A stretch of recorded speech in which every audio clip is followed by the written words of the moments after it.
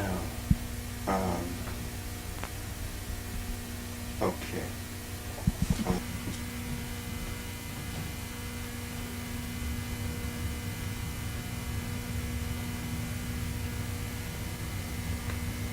Look right into the camera, sir. All right. Peace be unto you, brothers and sisters. This is your brother, Ishakamusa Barashango, at the office of renowned scholar, historian, actually dean of scholars, the one that we all look up to, the one that we all look to, and the one that we glory in because of his enormous knowledge that we have been able to draw from and that we in turn have been able to pass on to others. We're speaking of none other than Dr. John Henrik Clarke. This is a great moment for me indeed, because I've had the privilege of working with Dr. Clarke on several occasions. We have been on the same podium at the same time or in the same building doing workshops or seminars, but this is the very first time I've ever had the opportunity to appear on the camera with him, and I am indeed delighted. Dr. Clarke, how you feeling today? Fine, fine. Thank you so much for having this interview with us, and we're going to get right on into the subject matter at hand today. We're dealing with the topic generally of the African origin of the Bible, and we're approaching the Bible and its development from an African-centered worldview. And our first question to you, Dr. Clarke, is according to your great research, and it is indeed has been prodigious, how did the African see his place in nature, and how did he see God, and how did he express his concepts of God in his everyday life? The African saw himself in relationship to nature as he saw nature and God as one and the same. And we must remember that for most of the existence of man, the word God was not used. And yet, man had a great spirituality and a great affinity for the concept that man would later call God. Africa recognized that there was a spiritual force in the universe. He knew he could not make the rain, change the seasons, he could not make a hurricane, and he could not stop one. So he recognized that this force in the world was in charge, was a force bigger than himself. And he tried to bring man in harmony with nature, as against Western man, who often tries to defy nature.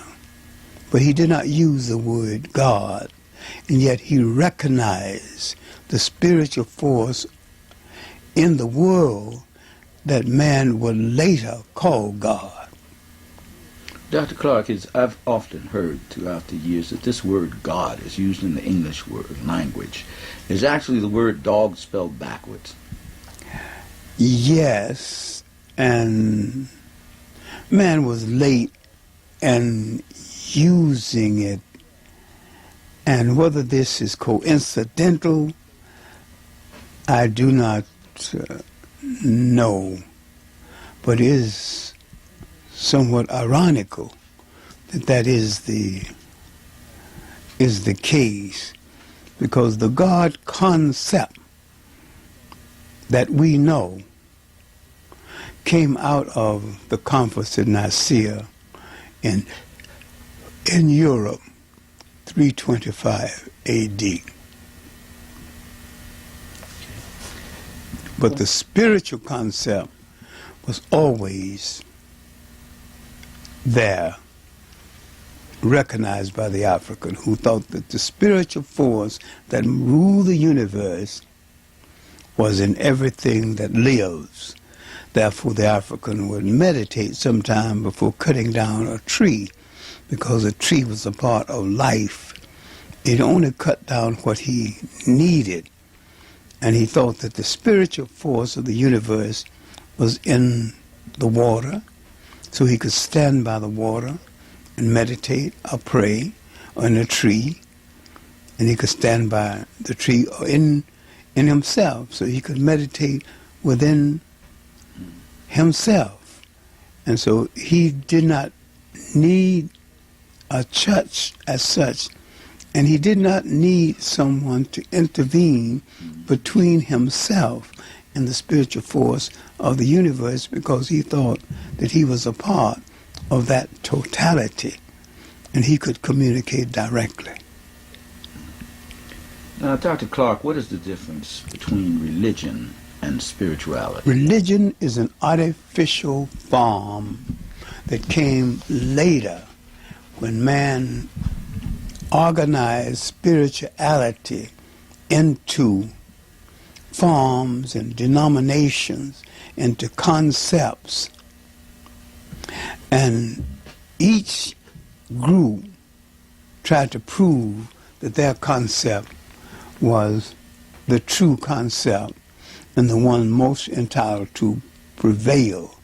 Now you see hypocrisy entering spirituality and killing its meaning.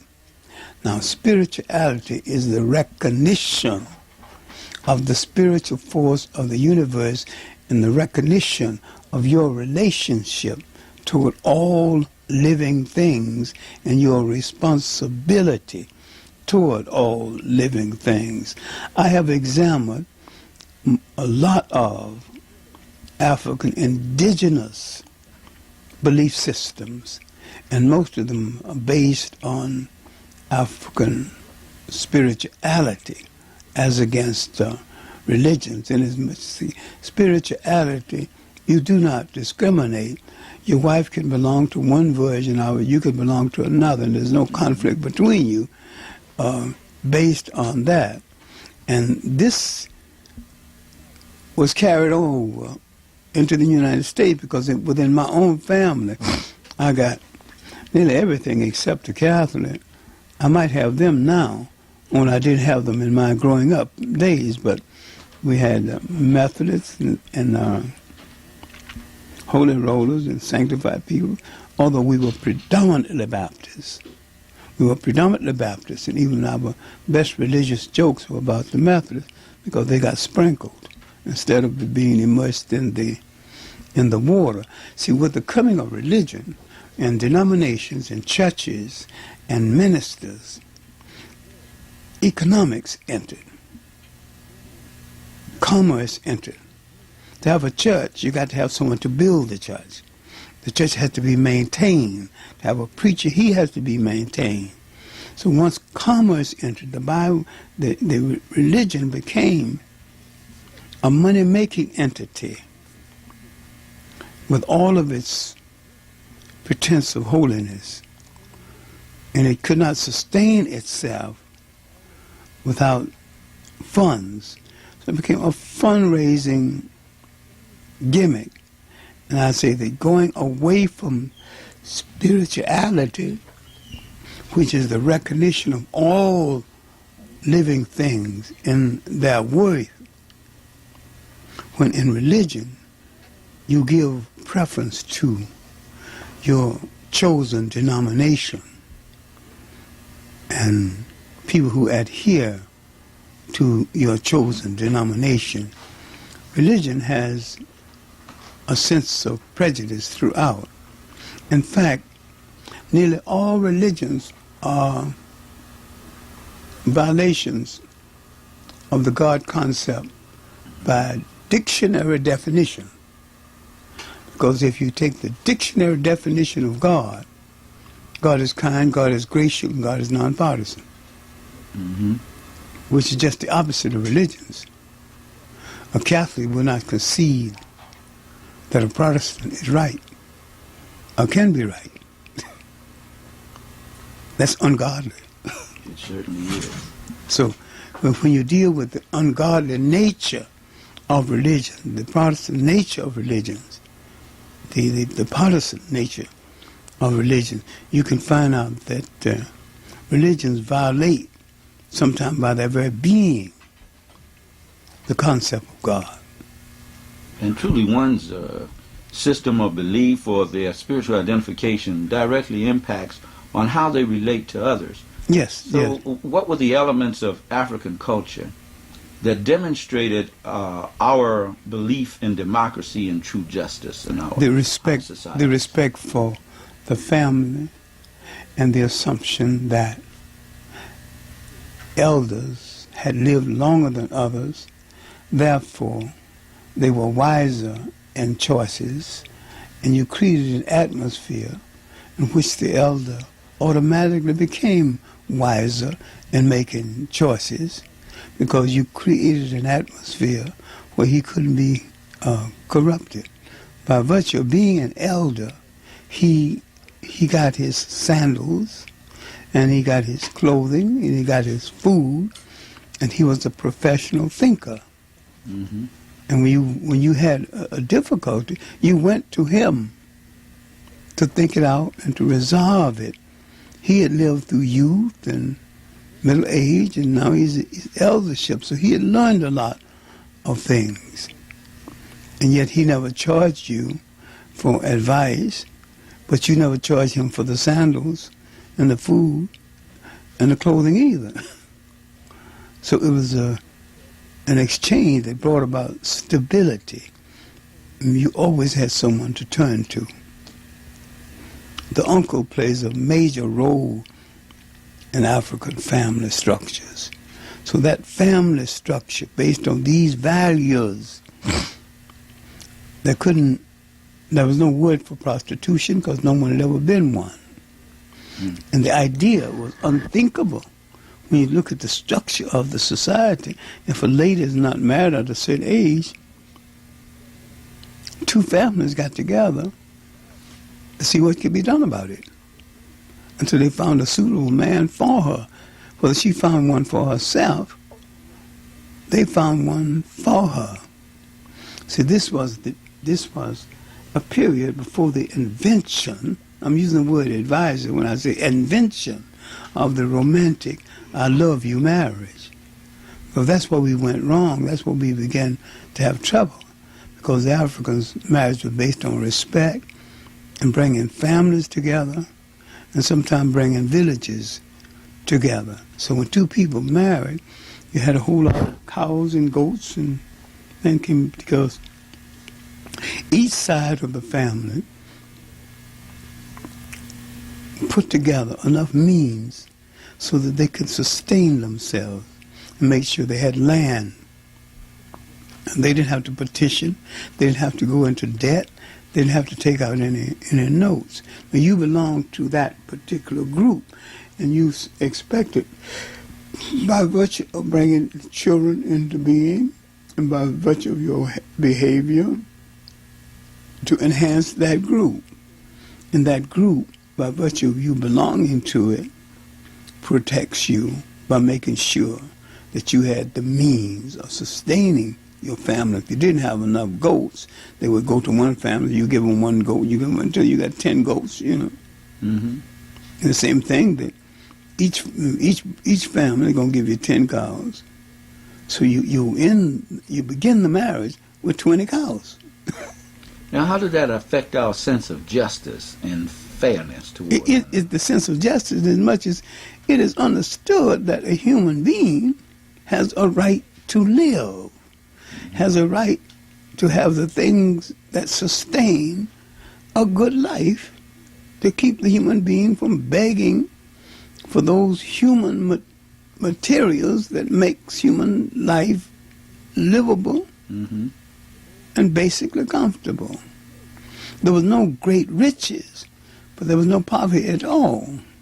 If there was poverty at all, then that poverty was shared by the whole group, as riches were shared by the whole group. Now, they already had what Karl Marx was advocating, a classless society. Is what Dr. Chancellor Williams, peace be upon him, refers to as the African constitutional system.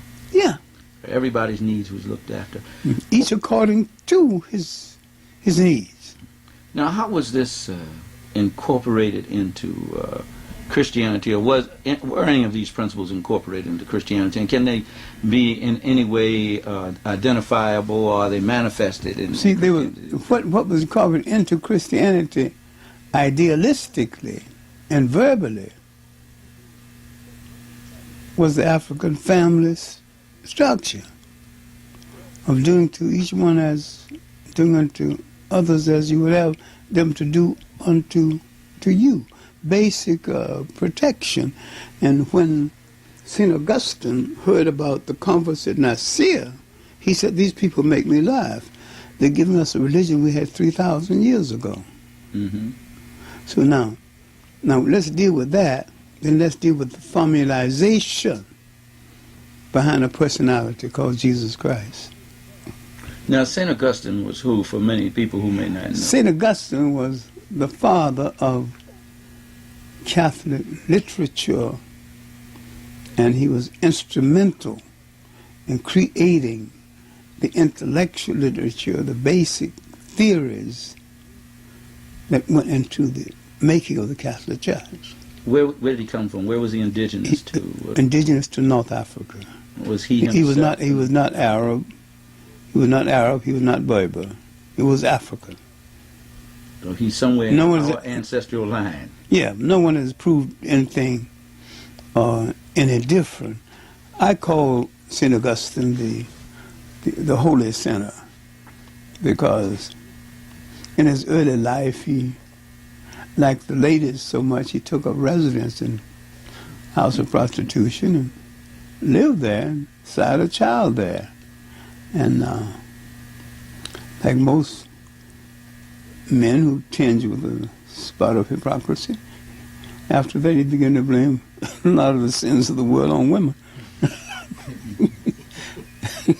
He's about exhausted by then. Mm-hmm. He did live but he did. But I think his confessions and his other books laid the basis for intelligent church literature and the beautiful simplicity of his writing. He's not complicated in his theory and his writing. There was a lot of great writers for the church whose writing is just too complicated to read it, not for the layman, you know. And I've tried to read St. Thomas Aquinas and Cece. And Justin Martyr. Yeah. Martin Luther was a little less confusing, but confusing enough. Could it have been, Dr. Clarke, that they weren't clear themselves on what the Christianity was? Yeah, it might be. I think the beautiful simplicity in the writings of St. Augustine, you know, that he had time to think things out, you know, himself, because between his years hanging out with the ladies, and he went through years of refinement and debriefing, of serious introspection. Well, he was one in a long line of African church fathers. Yes, of the but original African church. And yet he was a little more significant than the three Africans who became Pope. And then there was the Tertullian and Origen and Cipriani, all of these being African. And that brings to mind the fact that the original church, or Christianity as we have come to know it, was first established among African people. And it was established and brought into being by, the Christian church as we know it today. The Christian church. Let's make a distinction between the formal Christian church and the ideas of Christianity. Mm-hmm. That's a world of difference between that. Now, this is well documented in a book called Roman Africa.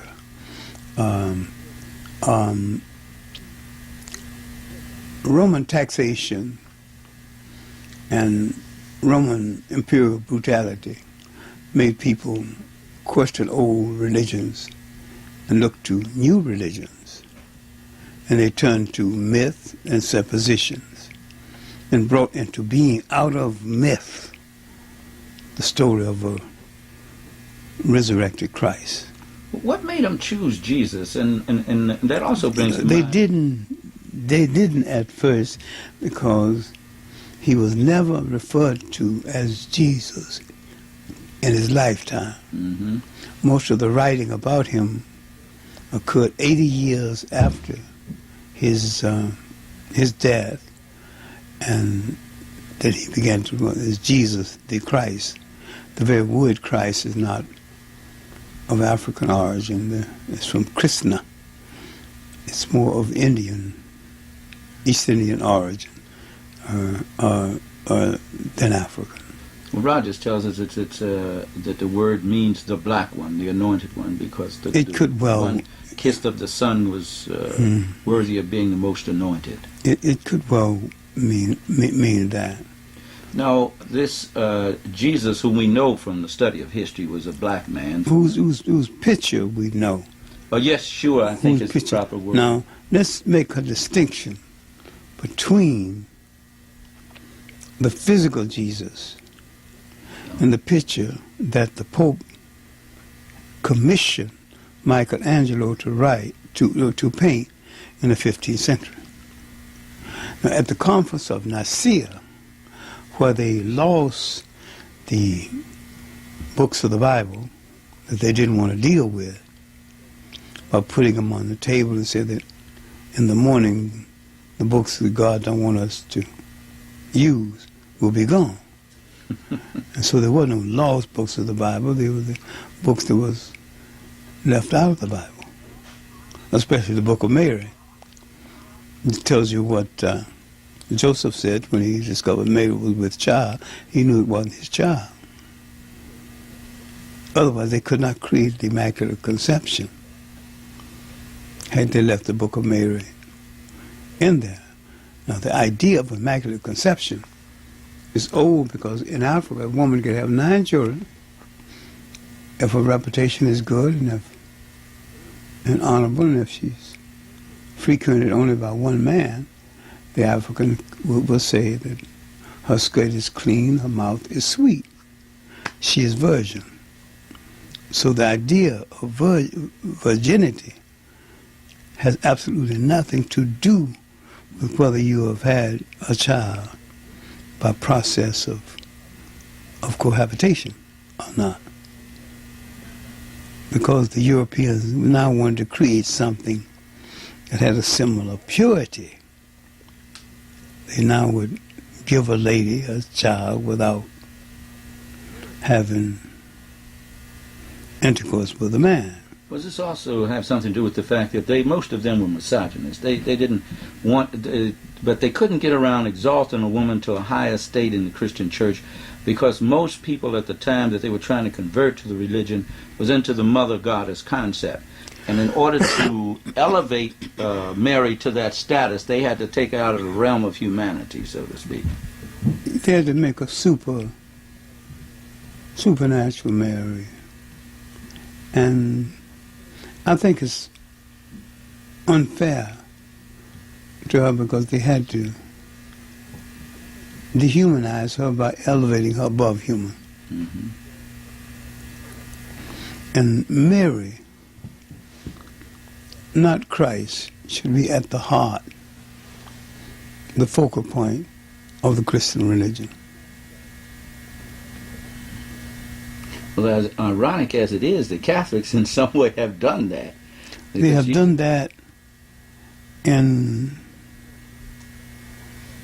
some of their rituals, but they have steadily fought against even having a minor female administrator in the church. Now, this person who eventually came to be called Jesus by them, the picture that we get, it wasn't painted until the 15th century. what was he actually like? What was happening in the Hebrew? He was a Hebrew, we know that. And what was happening with the Hebrews? What was the dynamic going on between them and the Roman government at that time who were occupying their land in that little nation of Judea? Well, the Romans were occupying their land until they got on the Romans' nerves, and the Romans destroyed the last temple at 70 A.D. But they say it was a hotbed there, especially where Jesus was raised, around Nazareth and Galilee, was a hotbed of rebellion. They were constantly carrying out some type of revolt. But they're still doing it. We're talking about people of the Hebrew faith as distinguished between people we call Jews. The word Jew had its greatest development in Europe. There are people of the Hebrew faith all over the world, in India and China and South Sea Islands, who never used the word Jew, who still belong to the Hebrew faith, and whose conversion to the Hebrew faith is older than that of Europe. The Europeans, Hebrews, were converted in the 8th century, 850 or thereabout. Well, they felt that the Romans really had no right to rule over them, not only because they were invaders, but their laws said, their Torah said, that only God ruled them. Only the Creator was their ruler, and ruled through their king that came out from their midst. But the Romans were no respecter of local customs or local laws.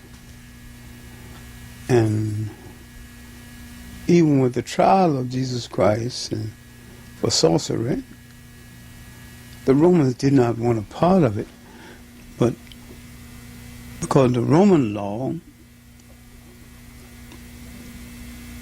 the crime of sorcery was major and therefore had to be taken to the Roman government. Minor crimes, they could try themselves. And so when they took him before the Roman emperor, the Roman emperor realized that he was no enemy of Rome, and he wasn't telling Romans to give their money to the poor or turn the other cheek. He wasn't driving Romans from the temple. He was driving his own people. So the Romans had no vested interest in interfering with all of this internal matter between the people they had colonized. And so he pushed them back to the crowd and said, he's your king. And they pushed him back toward the Romans. It's not my king. So we see the essential beauty and loneliness of the story. And the man who eventually emerged as Jesus Christ was one of a number of itinerant ministers roaming through the land at that time and who had the smallest amount of followers. Why did he survive? The others got lost. His people were then what they are now, great record keepers. And evangelizers. And they are also, when necessary, great record changers. And maybe some of the greatest liars under the eye of God. Now, the first Christians we know were Africans, or the original church was first developed and had its strongest hold in Africa. See, but the African Christian developed before the church developed as a physical body.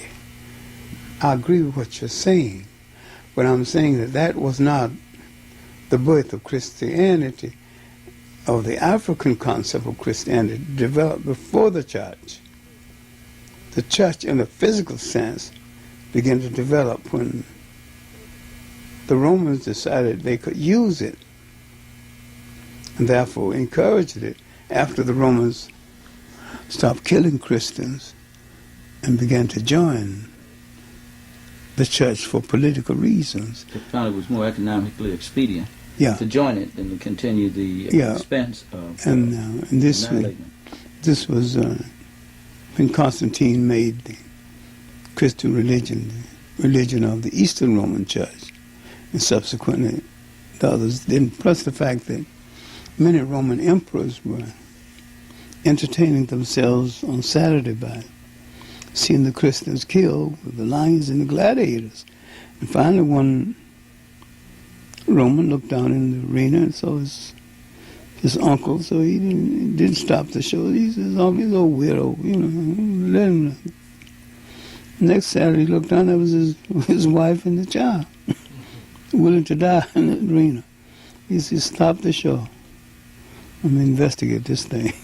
Well, Constantine's own mother, Helena, had been converted to Christianity, and that had a great impact on him making that decision. Well, making that decision also with the little-known people called the Essenes. And the Essenes were, in addition to being moralists, were vegetarians of that day. And they approached him about fornicating in the palace, and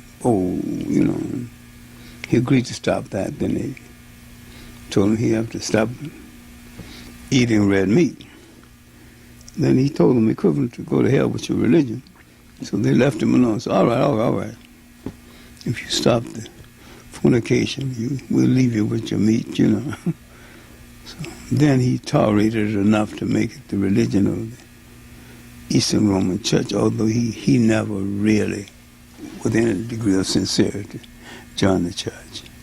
Now, St. Augustine said in one of his writings that the true religion, which had existed from the foundation of earth, came to be known as Christianity.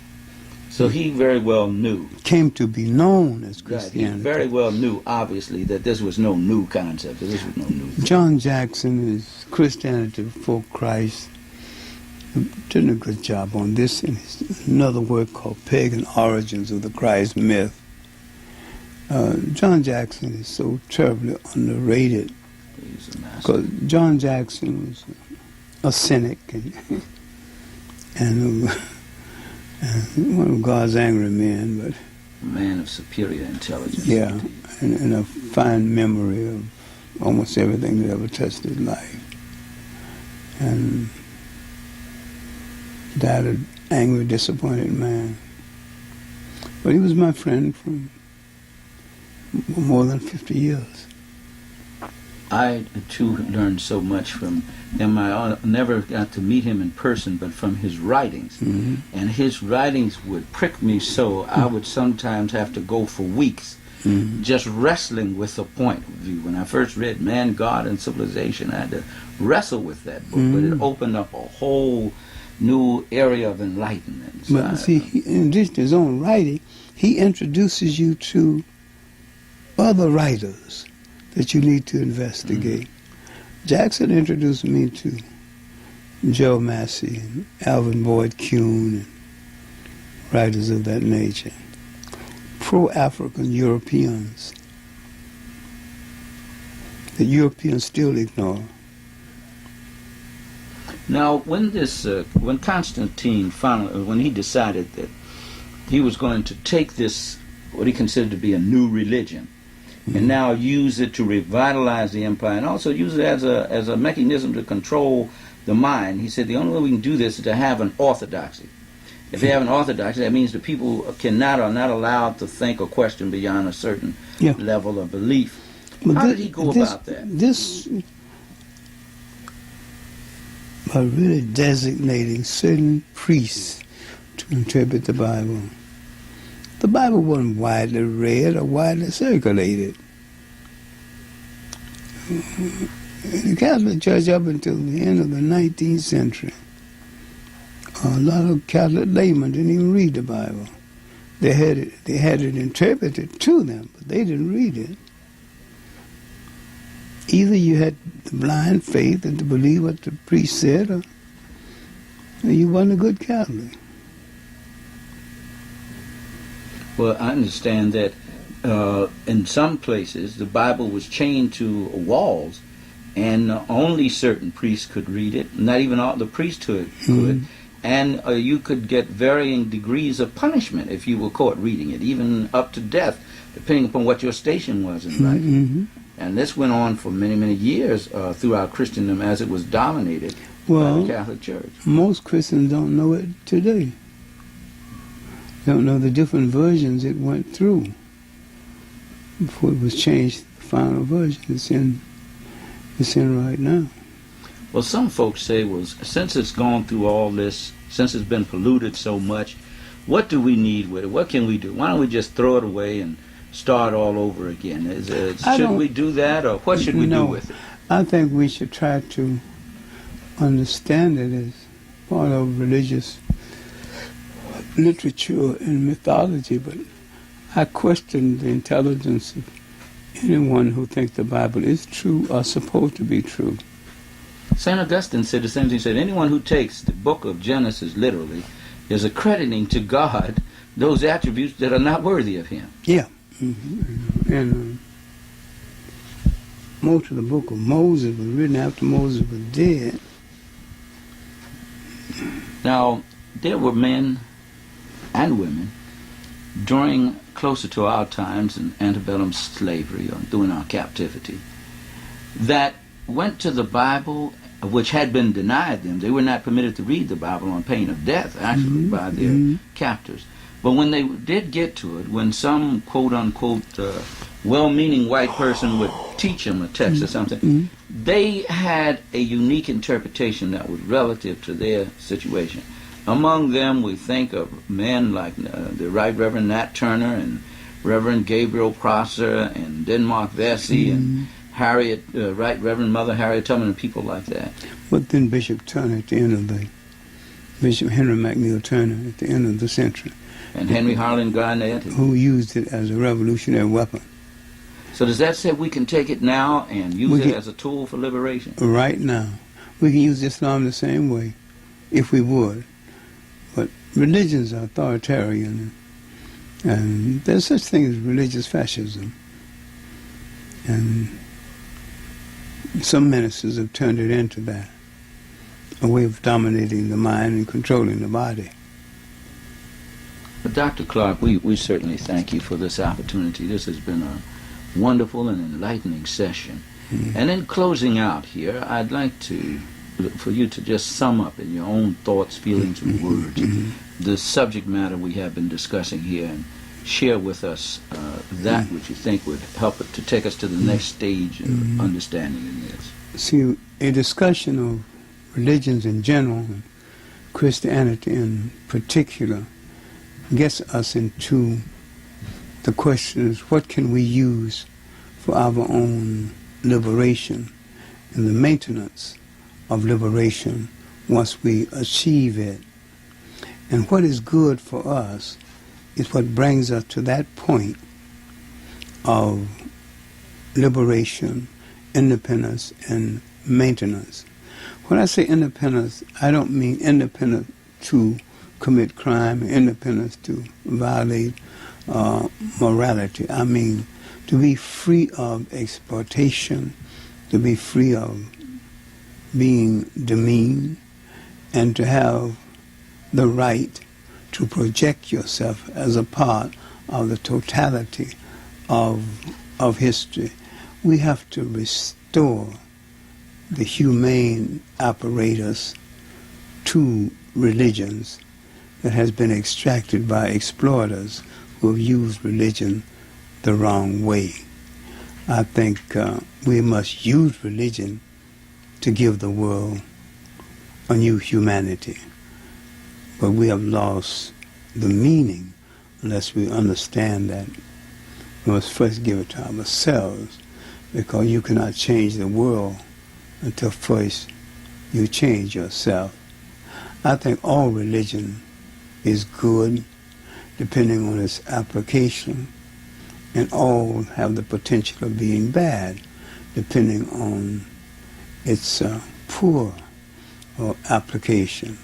I think all of us should have the integrity to make that distinction and apply it for the good of ourselves and for all humankind, while giving each one the right to choose the interpretation that suits that particular case without demeaning the interpretations that suit other cases for other people.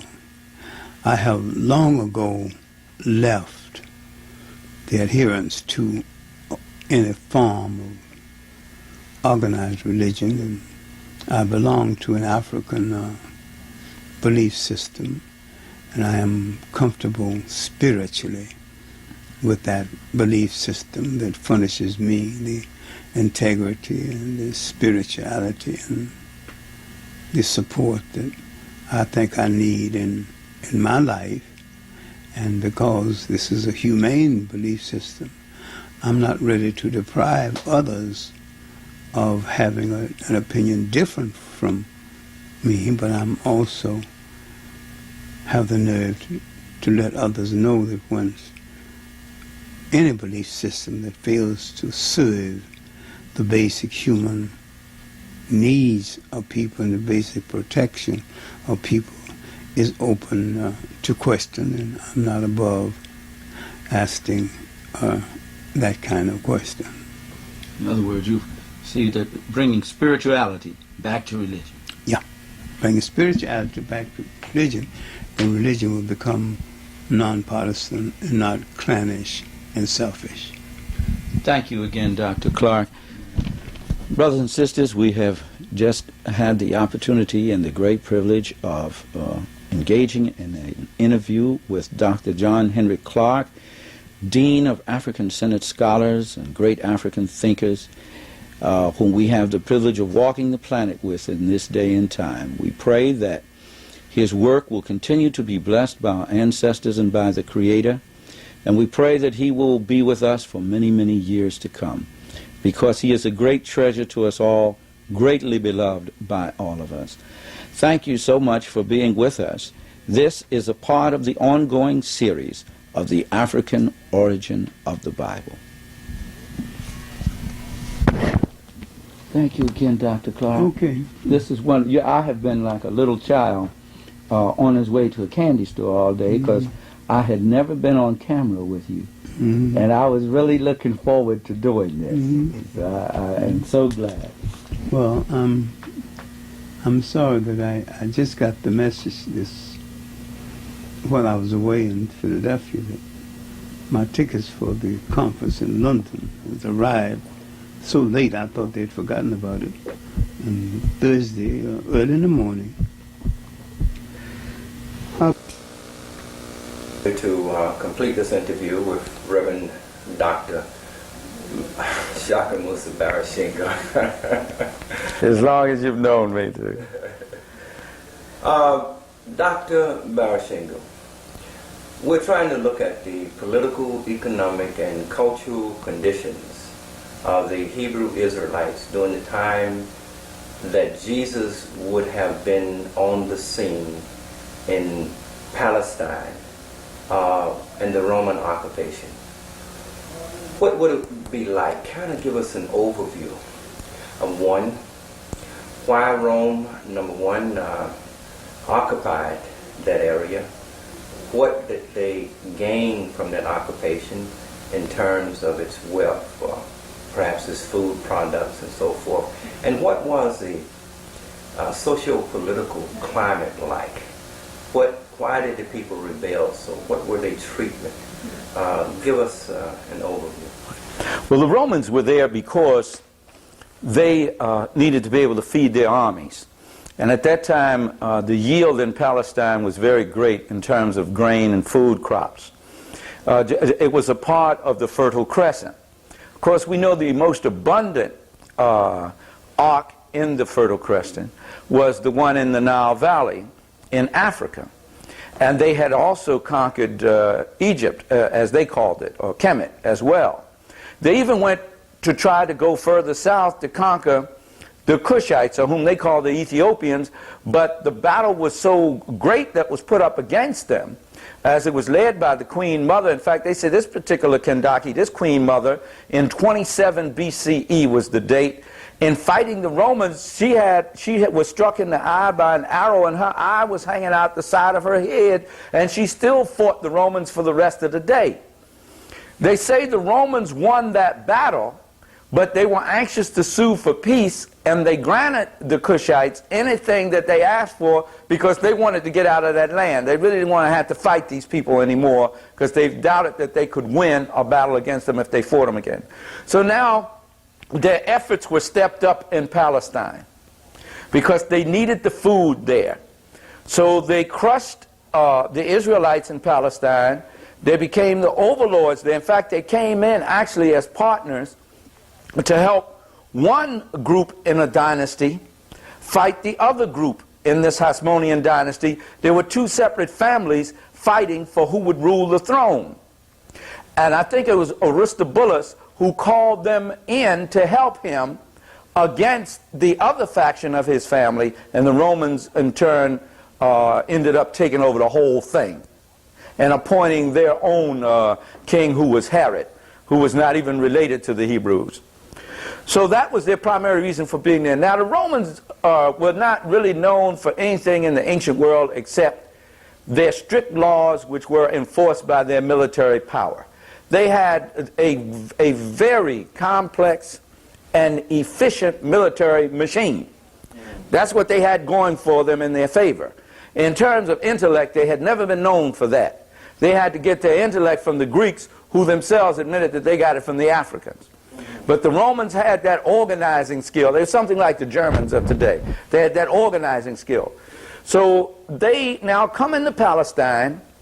They are overlords in Palestine, and they're ruling over a people who are very difficult to rule over, because if you are a foreign ruler, if you're a foreign potentate, because they believed, according to their laws, the laws of Moses, the Torah, that no one was to rule them but Almighty God. And that Almighty God would rule them either through their king or their judges or their prophets or their priest. But whoever the ruler was in the land, they had to be connected with them as a people, born out and bred by them as a people, and practice, at least claim to practice, their religion and their culture. And they said as long as they were not ruled by someone like that of their own, then they were in disfavor with God. And therefore, to get back in favor with God, they had to have sovereign independence. Those two things were one and the same in their thinking. So they kept a holy war going on consistently, a stubborn holy war against the Romans. Now, they did not have the arms and the might and the organizational structure that the Roman military complex had, but they did have the tenacity. And they fought what we know as guerrilla warfare, which is very effective when you have a smaller force or ill-equipped force fighting against a more advanced or sophisticated force. You use guerrilla warfare. And what was the Roman army like? Chariots and so forth. Can you kind of explain it? They had something called a pilum, I think, or whatever. The flanks. The flanks. The Roman flanks is very difficult to break. It was, they would send out, I forget, I believe it was a cohort. It may have been about a cohort of soldiers. And they would come in this flanks, and they would march with these shields, these rectangular shields with like a spear point on them. They would march with these shields. When they got in place, when you would shoot arrows at them or throw spears at them, they would turn those things in precision and form a flanks around them. They would form a protective coat around them, from the sides, from the front, from the back, and the top. The ones in the middle put theirs on the top, and the ones on the side turn theirs to the side, to their flanks, and the ones in the front turn them out front. And that was very difficult to break them that way. Their cavalry was very good. They had expert cavalry. And of course their charioteers were outstanding. Most of their charioteers were from Persia or from out of Africa or some land of where black people lived. That's where many of their charioteers came from. And their most outstanding legion, the greatest of all the legions they possessed in their army, was the 10th Legion. And that was the African Legion, the leopard men. So Rome had a multicultural army. Well, yeah, like most governments will get anybody to fight for them. They had Germans, they had a German contingency fighting for them, they had a Gaul contingency fighting for them. Any place where they had gone and had taken conquest of the people, they conscripted those people to go to war for them. Just like any imperial state does, just like America does. That all imperial countries do that. And Rome definitely was an imperial country. So they ruled stringently, very stringently.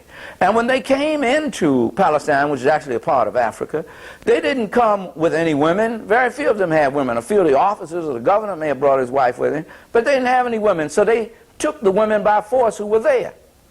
So there was a struggle over that, because the men didn't want them coming in and taking their women. You had a group that went to the mountains and fought from the mountains. This group was known as the Zealots. They were the freedom fighters of that nation. They were beloved of that subjugated nation, and they were supported by the people of that subjugated nation. Their headquarters and their hotbed was in the hills of countries of Galilee. And Nazareth was one of their main places where they came to get their supplies, where Jesus was raised up. That's where they came to get their supplies. So they constantly waged war against the Romans. Now, at times it was more intense than others, because when Tiberius Caesar, who was the Caesar, or the president of Pax Romana, as you would call it, of the Roman Empire at that time, sent Governor Pontius Pilate to be governor over that region, which incorporated Judea, Syria, and I think a couple of other places and provinces. Judea was a small nation within it, but Judea thought of itself as separate and apart from all the rest of it. When he was sent there, one of the first things he did was take money from the temple treasury, which was forbidden.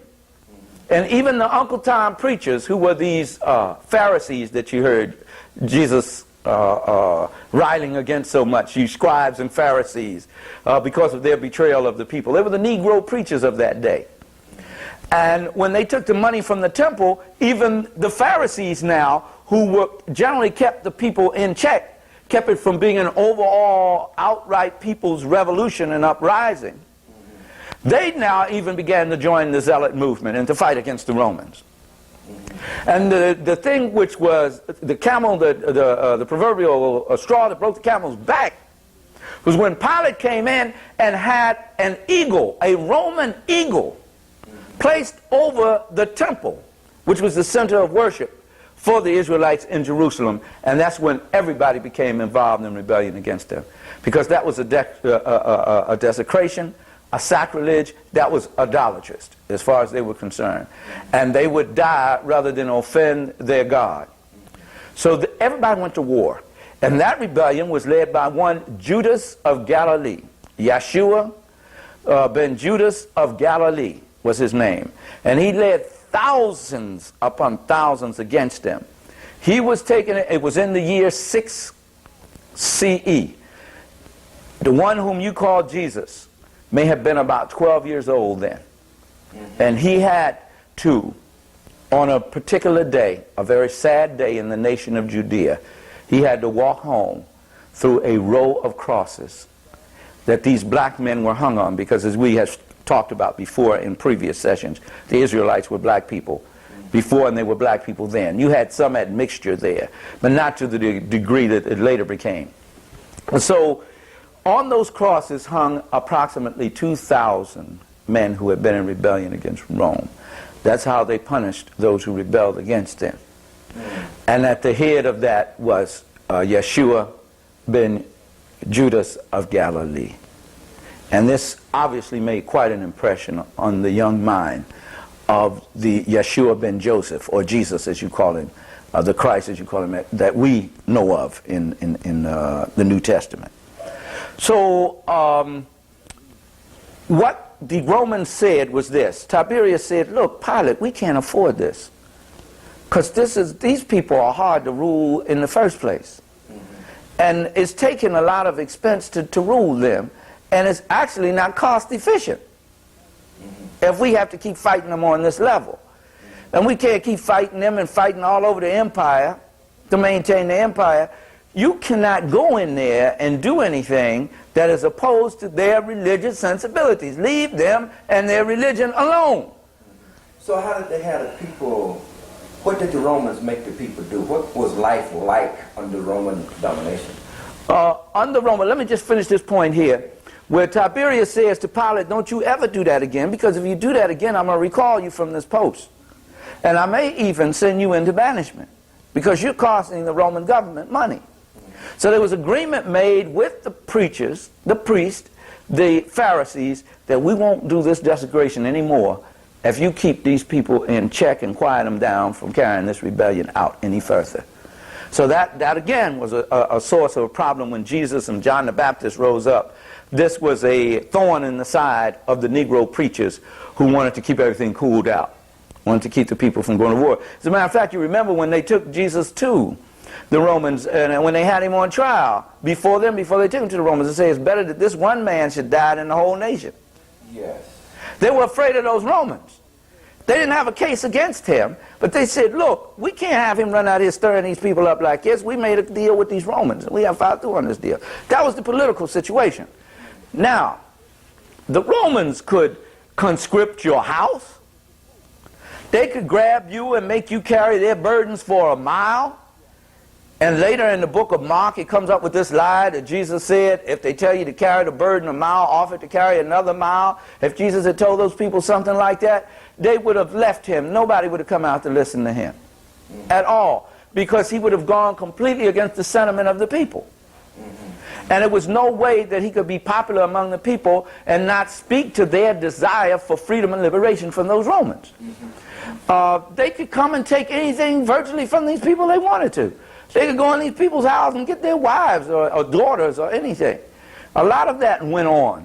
And many Hebrew Israelite died trying to defend the honor of his woman or his daughter or his home before these Romans. So they made the people work and they took the crops. Explain that. It was a form of enslavement. It was a form of bondage. They subjugated the people. And when a person comes in as a captor and puts you in captivity and subjugates you, then they treat you all kind of ways. They don't treat you as a human being.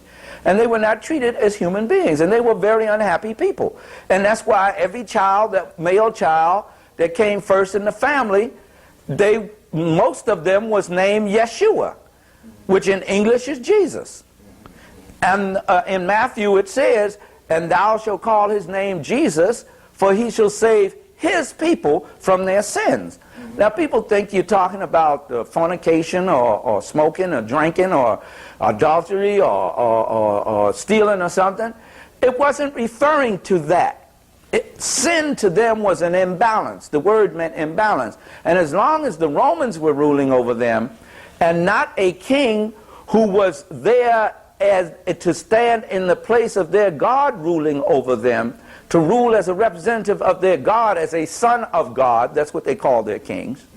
So it wasn't unusual for Jesus to be called that, and it wasn't the first time. As long as that wasn't happening, they were living in sin.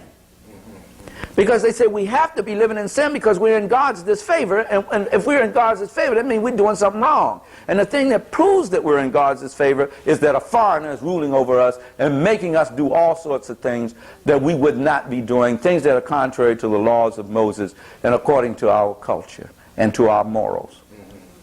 So that's the kind of situation you had there with those Romans and the Hebrews. And it was a very unhappy situation. It was not a friendly situation, except in those few cases where I said you had the Pharisees and maybe some other people who would collaborate with the Romans. And when that was found out, the people stoned them and did all kind of things to them. Or they would send the Sicarii. The Sicarii were the dagger men. They were the elite forces among the zealots who moved at night. And they would assassinate those who had betrayed the people. You would hear a dude walking down the street, a priest, a Pharisee, and you'd hear a scream in the night. And you'd see him laying there with a dagger in the center of his chest, but you wouldn't see anybody. Because they could come in and they could leave. They could fade into the night, into the terrain. So Jesus now is born, and let's talk about Jesus. Let's talk a little bit about Jesus' background. You know, he went into Egypt and he was...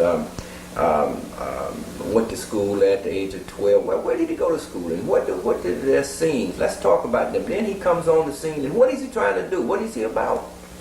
Well, we know that he spent at least several years in Africa, on Kemet, in the Nile Valley, which is called Egypt. Just exactly what period of his life this was done is debated much among scholars. We know that in his infancy he was there, because that's where his parents went. Whether he was taken back at another time or not, we do not know. But we do, I know that Dr. George G.M. James says in the book Stolen Legacy that Jesus had achieved the level of the Herogrammat in the mystery system of the Nile, the high culture mystery educational system, which was that he had studied the 8 books of Tahuti. Now, I have never seen any documentation to corroborate that, but from the things that he taught and the things that he did, he obviously possessed a knowledge that was not common in Israel at the time, that no rabbi could have taught him in Israel, because they did not have that advanced a culture as you would find in the Nile Valley or in India or in Persia or even in Babylon. They had not advanced to that level. So to be able to do the things he said, he did, and many of the things he said which were not original. These things were said by Buddha. These things were said by Akhenaten. These things were said by Hotep. Kijimnai, Ptahotep.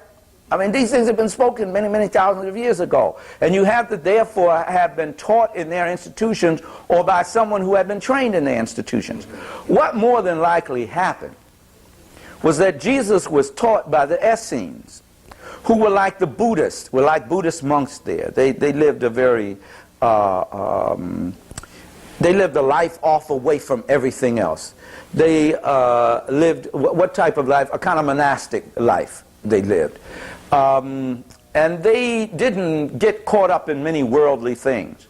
And the knowledge which they possessed, and which you find in their writings in the Qumran rediscovery they found in the Qumran Valley, there of the Dead Sea Scrolls, their writings and their commentaries on those scrolls, on the book of Isaiah and the book of other prophets, show that they had a knowledge which was far greater than that possessed by the normal Hebrew Israelite at that time, and that that knowledge was somehow linked with the knowledge that came out of the Nile Valley, which in all probability their order was established by priests from the Nile Valley, because they had established and given the authorization to Solomon to institute many of these teachings in Solomon's temple in the day that that was built.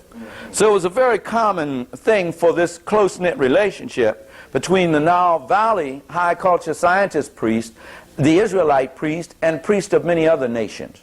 Because the Nile Valley was the source of all knowledge at that time, and the University of Waret, which the Greeks call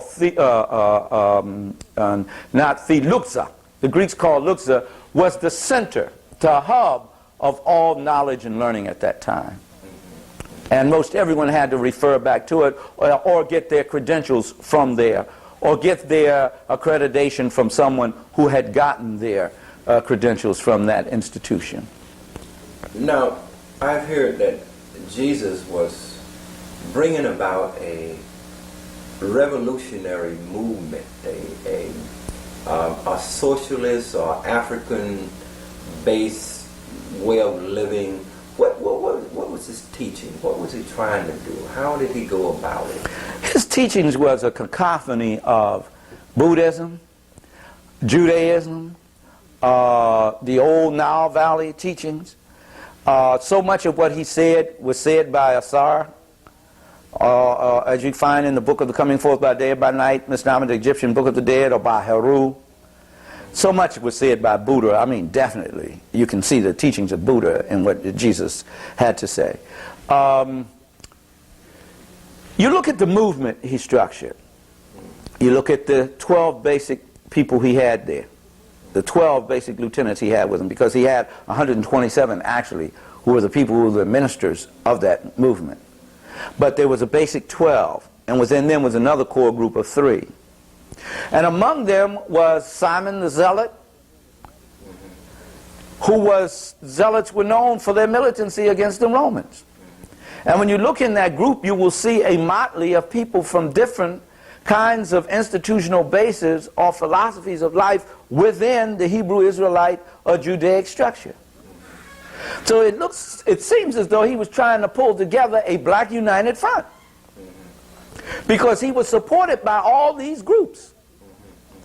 Even some of the Pharisees who couldn't stand the fact that the other Pharisees were collaborating with the enemy joined unto him. In fact, he had to be buried in a Pharisee's tomb. Nicodemus and Joseph of Arimathea were great followers of Jesus, and I probably supported him economically. Many of the women in his movement were married to men who worked in the governmental structure. And they would be what we would consider today to be GS-10s, GS-15, GS-17, as high as that. Some of them, one worked as high up in the cabinet of Herod. So they were well-to-do. They were middle-class people. So these women were able to follow Jesus around. And the book of Matthew, the Gospel of Matthew, tells you these women were the one who put the money in the movement. So they were financed. So he had just a complex of different people from many walks of life, and that's a movement. And it wasn't called Christianity. It's called Kingdom of God. It was called the kingdom of heaven was its purpose. Kingdom meaning government of heaven, not in heaven. Note the word said kingdom of heaven is at hand. And it was called the Nazarene party because he was called the Nazarene, from the word nostrim, the Hebrew meaning keepers of the nation, guardians of the nation. And that's what he had. There was no Christian church or anything at that time. And that Nazarene party had incorporated in it people from the Pharisaic party, people from the Zealot party, people from the Essene party, from different parties. So it was like an umbrella for all of those parties to come up under this movement.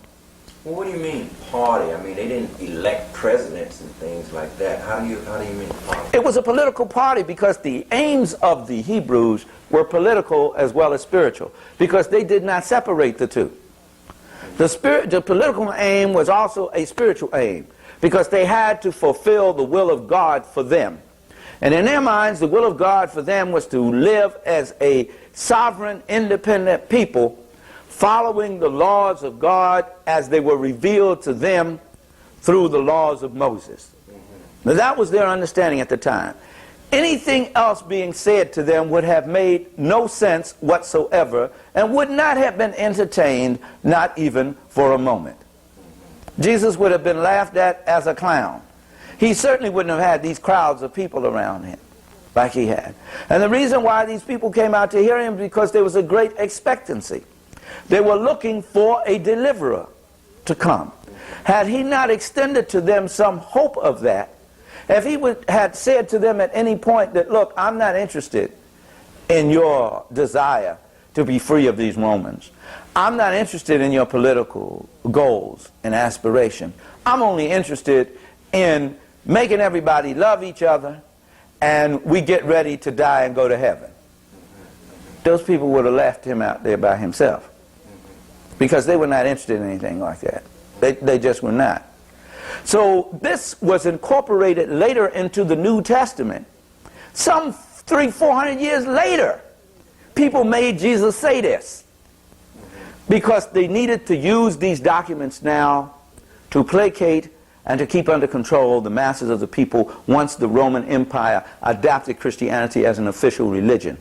It was therefore used to keep the people tranquilized. No, we want to get to that, but didn't his party was the Black Panther Party? No, what it was is the symbol of the dynasty that he was born to.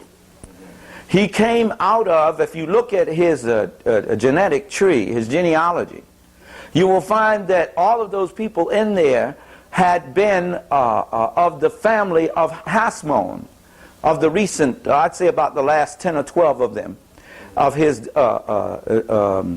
predecessors, of those he descended from, his ancestors. They were of the family of Hasmon. Hasmon was the great father out of which came the Maccabean family, which made a strike for freedom and got it from the Syrians, who were subjugating them at the time in the year 167 BCE under Judas Maccabeus and his brother John and several others. Judas Maccabeus meaning Judas the Hammer there, and they struck for freedom and established them as an independent nation until the Romans came later and subjugated them there.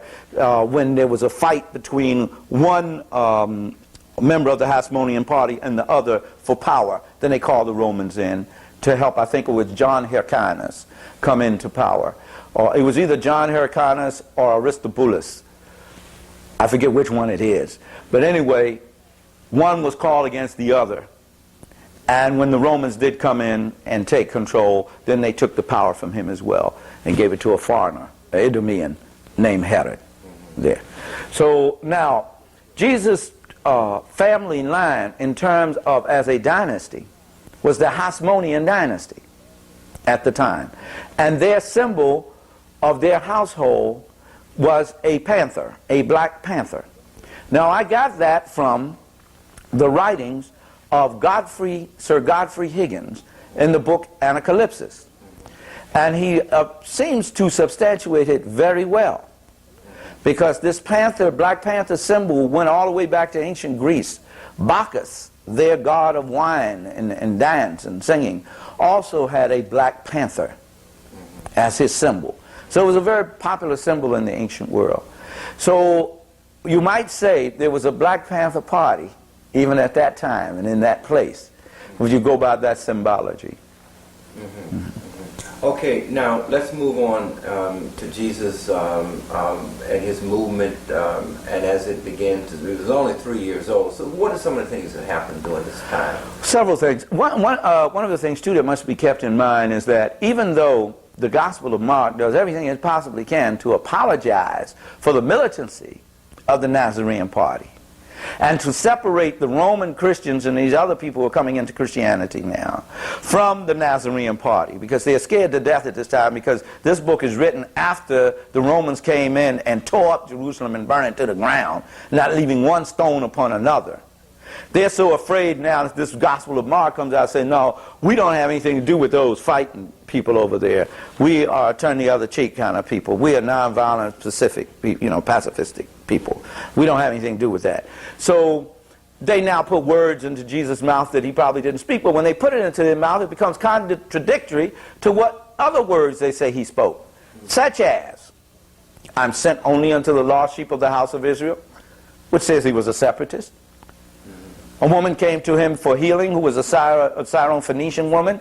She came to him to heal his daughter, and he took her through this whole long thing about you don't give the crumbs of the children to the dogs.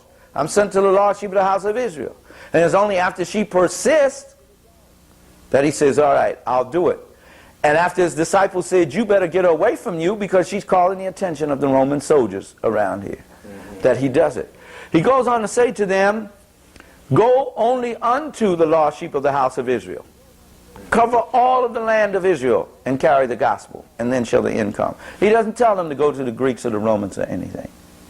He also says to them, the kingdom of heaven is taken by violence, and the violence presses it by force. That's a very violent statement there. I've heard preachers try to do all kind of exegesis on it, and they still can't get away from the fact that he says the kingdom of heaven is taken by violence, and the violence presses it by force.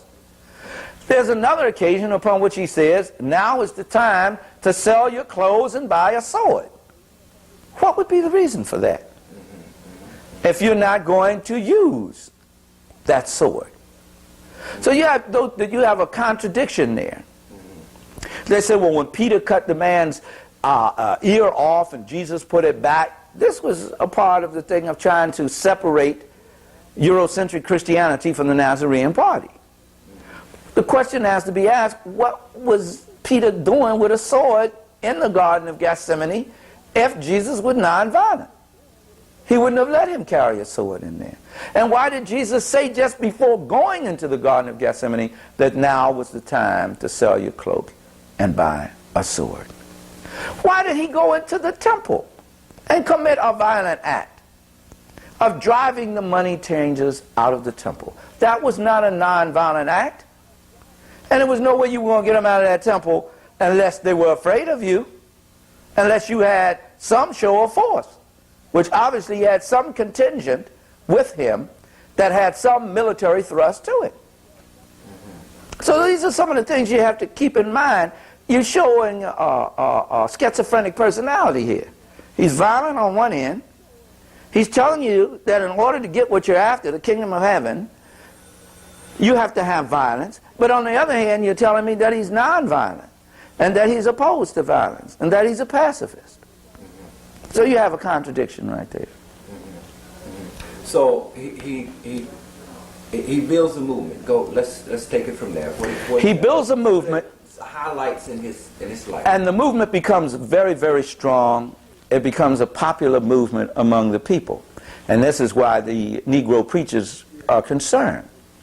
Now, they may not have been able to take Jesus because they had attempted to take him before. They sent soldiers to arrest him, but the people were so strong and pressed around him that they came back and they said, well, what happened? They said, never a man spoke like this before. But they couldn't take him. They were afraid to take him.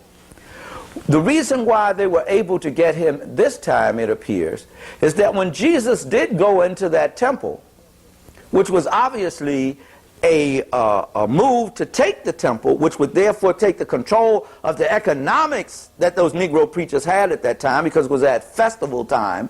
They was coming up on the festival of the Passover, so a lot of money was changing hands in Jerusalem. People from all around different parts of the nation were coming to Jerusalem. Is that his forces got bottlenecked there and he lost out. Because they had attached to that temple, they had a Roman, not a cohort, but they had, and not a legion, but it was a company of Romans who were assigned to protect it, to protect these Negro preachers. And they came down, and what probably happened is there was a swelling of his forces, the zealots and so forth, and they got bottlenecked in those narrow passages leading into the temple precinct. And they were cut off from the main body of their forces. Now, Donovan Joyce says in the book, The Jesus Scroll, and it seems most probable, that his son was taken and arrested. Barabbas, because the word Barabbas means father, son of the father is what it means. And in the old, and even in some of the newer translations of the Bible now, they put it back Jesus Barabbas. It means Yeshua, son of the father. That is, he had the same name as his father. In all probability, he may have been the son of this Yeshua. Donovan Joyce lays out the case that Barabbas was taken. Being the son of Yeshua, or whom you call Jesus, there was a deal made, you can take me in place of my son. Because there is no tradition in all the writings of the annals of the Roman Empire, and they wrote about everything, of them letting go of a political prisoner at Passover. They wouldn't have done that. This man was dangerous to them. There's no tradition of the give us Barabbas. Should I give you Jesus Christ or give us Barabbas? No, no such thing probably happened. There was probably an exchange of Jesus for his son. And since Jesus was the one who had, at this Last Supper, people don't understand, this Last Supper was an inauguration ball. And he was being anointed. When this woman anoints his feet with this oil, they say, well, she's anointing my body for death. That was spikenard and saffron that was used only to anoint a king or a high priest. Jesus, therefore, had been accepted by his family in the Hasmonean dynasty, had been accepted by the elders of the tribe of Judah as the next legitimate king of Israel. Now, what he had to do was to take that political power. He had to take that power by force. And obviously, he failed at that and was taken captive through betrayal of Judas Iscariot or someone. Now, when Jesus is finally charged by the Romans, he is not charged with being a sorcerer. He is not charged with calling himself God, because nobody really cared. The Romans had so many religions, they could have used another God. They didn't care. He wasn't charged with any of this by the Romans. He was charged with stirring up the people. It's very clear. He stirred up the people. In fact, Pilate said, I believe these Jews are trying to set me up. I think these Negroes are trying to set me up and make Tiberius Caesar angry with me and call me out of here. I'm not going to buy into this. I don't have nothing to do with this man. I don't see where he's done anything wrong. They said, well, he has offended Caesar. And if you don't condemn him, you're not a friend of Caesar. So here Pilate's caught in the middle here. So well, what did he do? He says he's a king. He said, well, isn't he your king? He said, we have no king but Caesar. That's all we have. We don't have any king. So Pilate decides to interrogate him himself. Pilate says, look, I don't go along with all this stuff. As far as I'm concerned, you're an innocent man. My wife has dreamed that you're an innocent man. Said, don't take any part of this. And I'd like to let you go, man. But I got to find this out. Are you the king of Israel? And Jesus looks at him and says, you said it, brother. Or as we would say, sure, you're right. He said, well, if you're a king, where's your kingdom? He said, well, my kingdom is not of this world, and I have forces and legions you know not of. So people thought he was talking about angels coming out of heaven and everything. What he was talking about is those forces in the hills, in the Judean hills, that Pilate didn't know anything about, had heard about, but didn't know how strong the force was. That he was not interested in the Roman Empire. He was not interested in being linked to the Roman Empire, that his kingdom was separate and distinct from that. Pilate understood that very clearly, and finally had to condemn him to death for asserting himself in treason against the Roman government. Because only a king who was appointed by the Roman imperial powers could rule in Israel at that time, because they were being subjugated by the Romans. And Jesus carried out to the fullest that he was a king. In fact, he had been adored and given all of the manifestations that a king was given when he rode in on the donkey that time into Jerusalem before going into the temple to clear it out. These people are saying in the Gospel of John, long live the king. Hosanna to the Son of David, which is the title for the king. Hail to the king. Read the language. It says that very clearly. They didn't say, oh, the Son of God is come. Or they might have said that too, because Son of God meant king to them. It didn't mean somebody out of heaven somewhere. And they didn't say, oh, here's a Savior who's going to die and bleed for us and save us from our sins. They didn't say any of that. They said, Hosanna to the king. The king's here. Our nation will be free now. The one we have waited for has arrived. He's here. And after the Romans crucified him, they put over his cross in 3 languages. They put his name, King of the Hebrews, or the Jews as they called him, which was like saying King of the Niggers. Because that's what a Jew was, a derogatory term like that, same as nigger is today. So they put it in 3 languages, so they let you know what their concern was. We're not killing this man for any other reason that is he's usurping, trying to usurp power from us. Trying to take back power from us. That's all we're concerned about him. And that's why we're killing him. That's why we're getting rid of him, because he had too great of influence among the people. And then we see his disciples walking along later, several of them on the road to Emmaus, and they said, we thought this was the one. We thought he was really going to be the one to liberate, because they had seen so many men come as messiahs and be crucified. They said, we thought that this was going to be the one. And then, of course, you go on from there and they build around this, the idea that he's still alive. This mysterious person says grace with them and says it in the same way that Jesus does when he blesses the bread, which is the way all Essenes monks said it, blessing. And he said, oh, wow, did not our hearts burn within us while he spoke to us? He is the one. And then there's this mysterious meeting on the Mount of Olivet where nobody really gets to see or touch him. Except they do talk about him coming into the room and Thomas putting his finger into his side and all that. This is later written by Luke, who is a friend of Paul, who is supportive of Paul's idea of Jesus, which is completely opposite to what Jesus was about historically. But that's another whole study in itself, the Pauline Christianity. There's so much different and was always opposed to the apostolic Christianity of Peter, James, and John and the other disciples. So now, this Jesus is mysteriously standing on the side of a mountain, and he just disappears on this cloudy mountain. And they said he has descended up into heaven.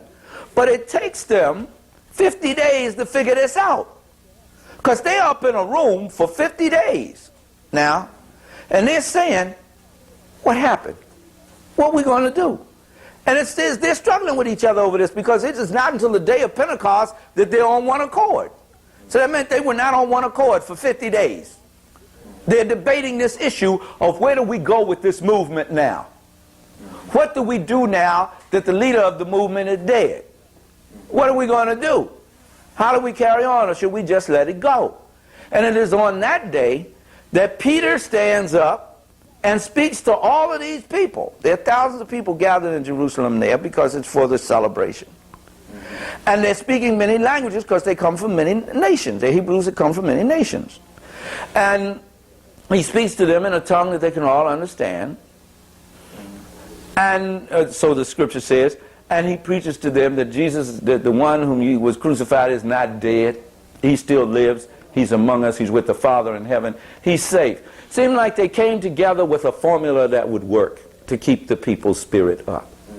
And that is, they have been killing our messiahs one after the other. They have killed this one. What shall we do? Say, make this one eternal. Make this one eternal. They did the same thing with Viva Zapata in our day. When Viva Zapata was shot down, 150 federales shot him down in the square, in the piazza, in the plaza. His horse ran away. And you could see his horse in the distance, rearing up as though the rider was on him. So the people said to each other, that's not Viva Zapata. That's not Emiliano's Viva Zapata. This is Emiliano Zapata. He's on the horse in the mountains, and he will direct us from the mountains. That's what happened with Jesus. And they carried on. They kept that movement on and swole that movement up in spite of the fact that Paul came in and started something altogether different, which we have discussed in the tape, The African Origin of the Christian Church. But in spite of that, that Nazarene party continued to lead them in a outright revolt against the Romans until it swelled in 66 CE, or what they would call AD, of the Common Era. And they had to bring an army against them under Titus, General Titus. The Roman legions came against them, but was it Tiberius who was in? No, Tiberius was long gone then. I'm trying to think, it wasn't Caligula. I think it may have been Caligula at that time, but don't quote me. I forget who was the Roman Caesar at that time, emperor at that time. I get them kind of confused, man, in their order of how they came in. I think it was one before Nero, I believe. I think it was before Nero. Anyway, he calls his forces back. The Roman, the Caesar, the emperor, calls his forces back to send them to Gaul or somewhere to quell an uprising there. So the Hebrews think, and the Zealots said, man, we done won this. They'll never come back messing with us now because we put a beating on them. Because they did go and catch the rear end of the Roman guard and just tore it down. They just axed them. They beheaded, they killed them. So they said, we have our liberation. And for 4 years they did have it. But the Romans came back again, this time under Vespasian. And he came back with a larger contingency. And this time they brought with them the feared, the indestructible 10th Legion is what it was called, the leopard men out of Africa. They brought Africans to subdue Africans. And they tore Jerusalem down to the ground. The people had put up such a resistance that the Romans were so angry they burnt the thing down to the ground and leave one stone on top of another. Over 100,000 people were killed in there. They said blood flowed like up to the horses' halter through the streets. That was the kind of siege that was laid to that city. I forget how long the siege lasted. But it was an awful thing. A lot of black people died in that. And those Hebrews were very stubborn people, and they would die for what they believed in. But it didn't even stop there. The Zealot movement went underground, and it continued to go on, and it wasn't crushed until 135 of the Common Era, when the Romans took down the great fortress of Masada. Yes. That's when they finally crushed it once and for all. So here we have now a resistance that's going on even before Jesus is born, and continues to go on even after he is crucified, because there are other men after him who are also killed by the Romans, assassinated by the Romans, who also carry the title of the Messiah, or as they say in the Christian terms, Christ. There was Yeshua ben Bukakba. There was Yeshua ben Menachem. There were many of them. Yeshua ben Thaddeus. There were a whole lot of them who came after him, who the Romans also assassinated for their uprising against the people. Just let me ask you a couple of questions in regard to some of the scriptures. Jesus on the temple wall, where Satan offers him the whole kingdom, and that kind of biblical symbolism. What was going on? Well, it would probably a temptation to acquiesce to the powers that be. Just like Nat Turner went through that. Nat Turner, when he was called, he ran away from the call. He did not want to strike a blow for freedom and from slavery. He was frightened, and he ran away from it. And then the Lord made him come back and take on the task that he had called him to do. So here now, Jesus is going through a temptation. It's an hour of temptation. Here now, you're becoming the leader of a people who are subjugated by the mightiest military force in the area at that time. But the only force that could beat it was the Cushites. That was the only one that could give it a hard way to go. And the Parthians could give it a hard way. They had whipped the Parthians over and over again too. So here you had this power, awesome power now. And you have your people divided as to whether they should fight against it or not, although they're discontent and want their liberation. And then you had these preachers telling them, just be cool and do the rituals, and God will deliver you one day. You got all this you have to face now and come up against. And here you are, a humble little prophet from a family that is now wealthy, and you have to go out in the midst of all this. And you have to be a leader to these people. So that's a great temptation. So what he's hearing is this force of evil saying to him, if you bow to me, if you bow to Rome, if you just go along with the program, I'll give you a strong position. I'll even give you Herod's position. I'll make you king. You know, I mean, you're the rightful ruler anyway. You're the Hasmonean dynasty. I'll put you on in there. But you got to follow my program. So that's what he's dealing with. And also he's dealing with sustenance and survival. He's hungry. You know, he's been on a fast for 40 days. And the thing that really that directly deals with the people is that which sustains them and gives them nourishment. When they don't have that, many times they can take their will to fight. And so he's tempted on that note. And then he's also tempted to curse God, to bow down to the powers that be as God, bow down to Caesar as God, bow down to me, the devil, as God. Because, you know, if you were the Son of God, and if you were God's chosen, he would help you now. And he's not here to help you. I'm the only one who can do something for you. You're in my power. You're in my grasp. So he had this temptation to go through there. And he's now seeing the condition of what he has to try to build from, having nothing, almost. And he's shown all of the finery of the world. Said, look what I got. And I can give this to you. You ain't got to go through all this struggle and building a movement and trying to get the people to follow you, build a popular movement and all that. It's already here. But you got to do it my way. And Jesus would not do it his way. They come up with this thing about, they come to him and ask him, should you pay taxes? Which is a test question from the people, because if he said yes, the people would have put him down instantly. Because they felt they shouldn't be paying the Romans taxes. On their own land, on that which they produced. And if he had said no, the Romans would have locked him up for tax evasion. So what did he say? Who put you on the money? They say Caesar. They say give unto Caesar that which is Caesar, unto God that which is God. And what he was saying is this money doesn't mean anything to us. It has Caesar on it. It has no value to us. The thing that has value to us is the land that produces the wealth. That belongs to God. And God gave it to us. And told our father Joshua that every place that the soles of our feet should touch would be given unto us. So this is God. So that's what you render unto God. This land, the freedom of this land. Let Caesar take his money or anything else he may have. Now, was as a priest, an Egyptian priest, and some say that Jesus was an Egyptian priest, could he have done some of these miracles that are ascribed to him, heal the sick, walk water, things of that nature? Because it has been said that the priesthood couldn't do these things. Well, what he acted like a Kemetic priest anyway. Then this story had been told about so many people as well. But let's say he could do these things, that he had the knowledge of how to do it.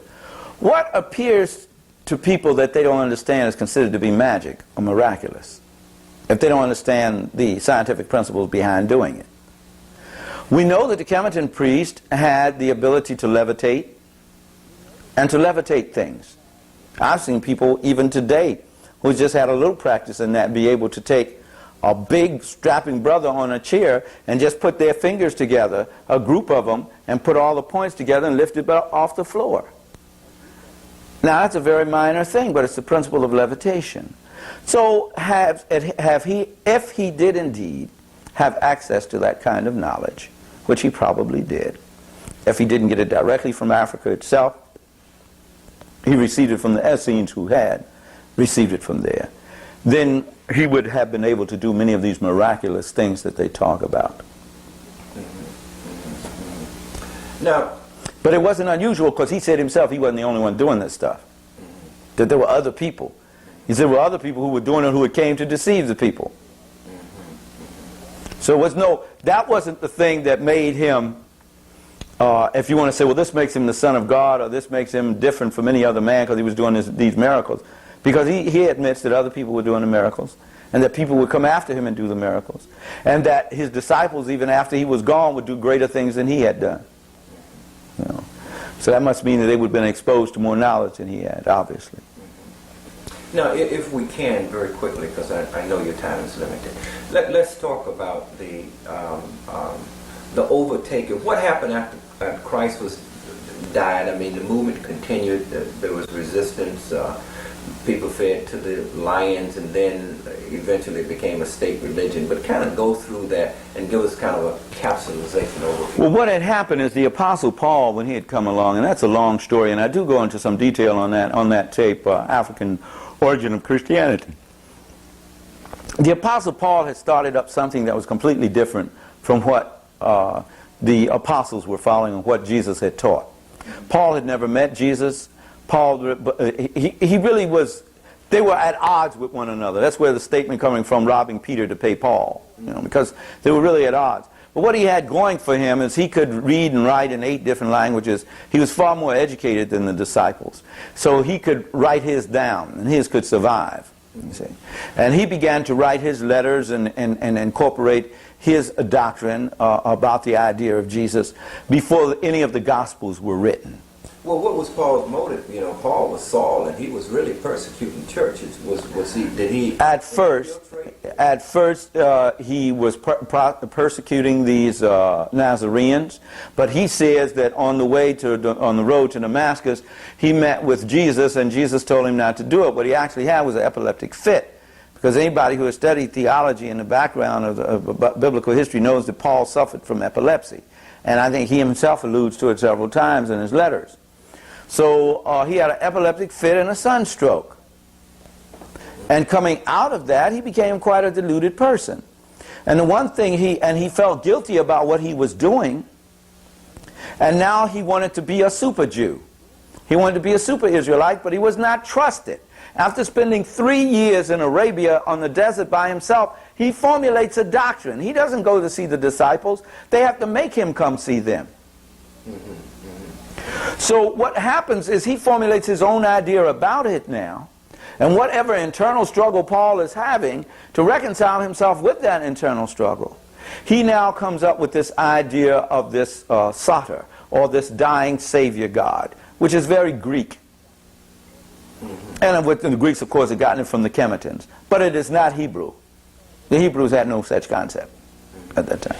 So he takes this, and he attaches to it the fervor of the Nazarene movement, and he takes it to the Greeks and the Romans. And he's an excellent salesman, because he sells it to the Greeks and the Romans. And when the apostles at Jerusalem, who had been with Jesus and who had studied with Jesus for 3.5 years, and unto whom the movement was bequeathed, call him in to challenge him because they're saying you're not teaching what Jesus said to do. He stops along the way in Thessalonica, in Corinth, and in Rome, and all of these other places, and in Ephesus, and he picks up money from these people. And by the time he gets to Jerusalem, where the headquarters of the Nazarene movement is, he has all this money. And the Nazarene party is broke, just like the nationalist movement of today. It's always broke. So he says, look, this can't be all bad because I got all this money. So the brothers get together and they say, well, look, we don't care what you teach the Greeks and the Romans. And they lay down some stipulations to, deal with their authority, as long as they don't eat flesh that has been strangled, and they do some of the other dietary laws and things like that. They said, but you go ahead and be the apostle to the Gentiles, because Jesus didn't send us to the Gentiles in the first place. He sent us to the lost sheep of the house of Israel. But you keep pumping this money in here.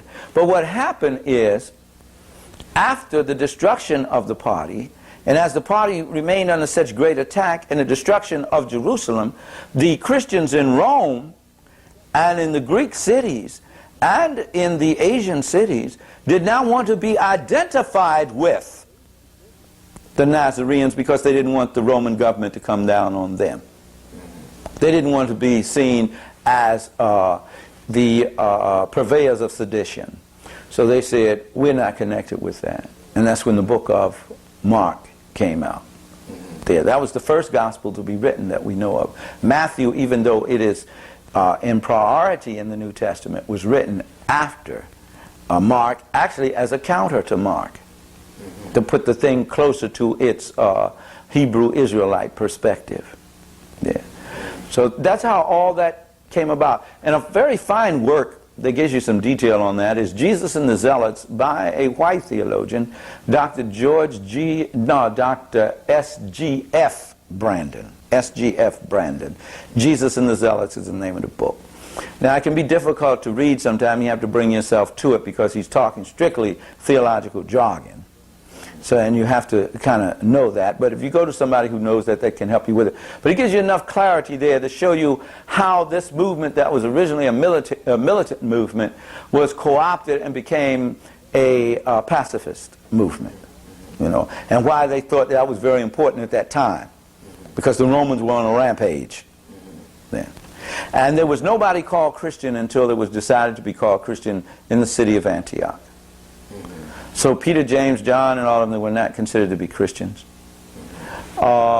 Maybe not even Paul, because they say Paul and Silas was there, or Paul and Barnabas was there. But historically, it was the appellation Christian was not applied until maybe 100, 140 CE at Antioch, maybe even longer than that. But even that had been done by the time of Paul, Jesus certainly couldn't have been called a Christian, because he had been crucified. He had been assassinated by that time. So he never called himself a Christian. He never talked about Christianity at all. He never even talked about anything but Judaism. And people get confused because they said, upon this rock I build my church. Now, understanding that the word church is a Greek word, ecclesia, which means a place of gathering, a place where you organize and unite. And it could have been used for a political gathering. It was usually for community gathering. It was only later that it began to take on what is called, quote-unquote, sacred overtones, and to be used exclusively for religious services. So it's a long story from then on, because Christianity did not happen overnight. It took a lot of bloodshed. It took a lot of debate over it until it was finally settled by the sword, not by prayer, not by the Holy Spirit, not by God, nor by Jesus. It was settled by the sword of the armies of Emperor Constantine of the East Roman Empire in the year 325 of the Common Era. How was that done? That we discuss in detail on the African origin of the Christian church. We have that. Then let's just close out then with looking at the early church here among slaves in America. We want to get a look at the militancy of the early church and how black people, Africans here, were introduced to Christianity or reintroduced to it, but kept some of their Africanisms and how they saw it and came to use it as a weapon. Well, about the time of the destruction of Jerusalem, I have to go back there a minute. Christianity went in two different directions. It went toward the Romans, the white folks, the Greeks and the Romans, and it went deeper into the heart of Africa. The one that went deeper in the heart of Africa was a Christianity that was more akin to the Nazarene movement. And even though it developed a lot of the mythology, it was not in sync with the Roman Christian church. And it was the strongest Christian church in the world. What? The African church, the one in Ethiopia and what they called Egypt, in the Nile Valley, the Coptic church. And the outstanding personalities of that, the early church fathers was, I don't remember them in their order, I think Tertullian, Cypriani, Origen. I believe Origen was first. No, he came behind him. I think Tertullian preceded them. Then was Cypriani, Origen, St. Augustine, Perpetua, all of Boetius. You had all of these different, I don't remember the exact chronological order in which they came, even though I've written about it. I don't exactly remember what the chronological order, but I know Augustine was the one who came in about the 4th century. You know, and he was the most outstanding of them all and the most learned of them all. Tertullian was responsible for the Latin language becoming the language of liturgy, the language of the church there, because it actually came out of the Punic language, which was the tongue of the Carthaginians, or the Carthaginians, as they should properly be called. So it was originally out of the root of an African language. So he was responsible for that, and he was also responsible for dividing the Old Testament and the New Testament, for setting that distinction. Because really there had not been fully developed the New Testament at that time. There were just a few books, 13 letters of Paul, the Gospel of Luke and the Gospel and the Acts, the Gospel of Luke and Acts, which was written by the same person, Luke the physician, and John Marcion in 140, a Syrian Greek, introduced that because he said the Old Testament talked about a God that was just too violent, and he wanted a sweeter God, a tenderer God. So he didn't even use Matthew or any of the other. He just used Luke, Acts, and the 13 letters of Paul, which shows that he was more in tune with the Pauline doctrines of Christianity than he was with the apostolic doctrine. And I mean, this was a great debate, which drew much blood, and was partially settled at the Council of Nicaea, not totally settled, because the debate went on for several hundred years more there. Well, how was it settled at Nicaea? By the authority of the emperor. The emperor said whatever he called in the 325 bishops, and he said Africans were included, and the Africans were in total disagreement with the other bishops, and he threw them out. 310 bishops, I'm sorry. They threw the Africans out of the council because they were not in. They didn't accept this thing about Jesus being born of a virgin without the help of a man. They didn't accept this thing about, because the relationship between a male and female in terms of cohabitation was very sacred to them. So they didn't see this as an evil thing, that he had to come through, the Son of God had to come any other way than by the seed of, and they said, the text said he came by the seed of David, you know. They didn't agree on Xmas as his birthday.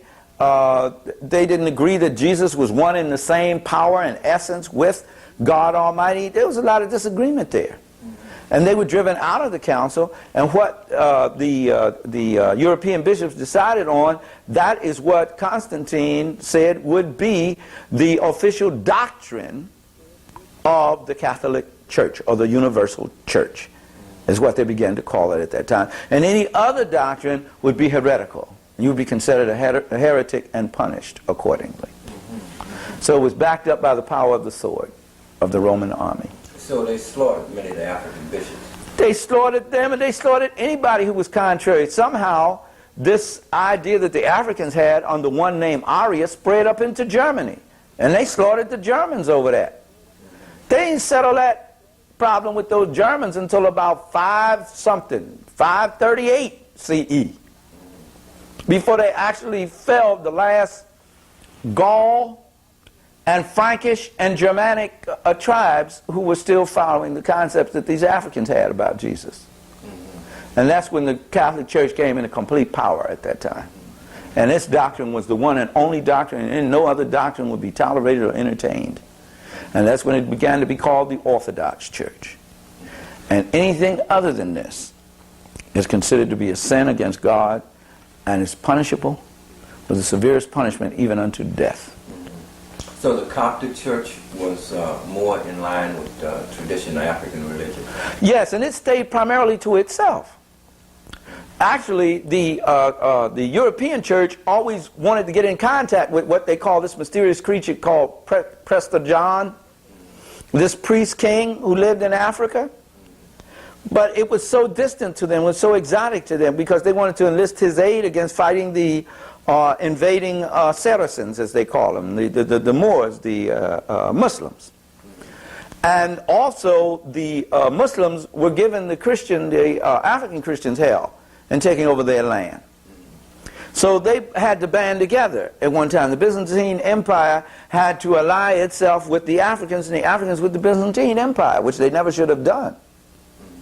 Because the Africans actually provided more of the strength of the military force then. But what happened, and they could have held their own, they could have held out. They've always been able to protect that Red Sea corridor. What they did align themselves with it, and in the end, they lost culturally. Although they maintained a lot of their culture in the process, much more than many others. But the Roman Church became the church, and the dominant church from that point on. And that, I think, is a good place for us to close at, because we're going in a whole nother dimension of this, which is covered in the African origin of the Bible. Do we have time just to deal a little bit with the early black church? The black church, yes, of course.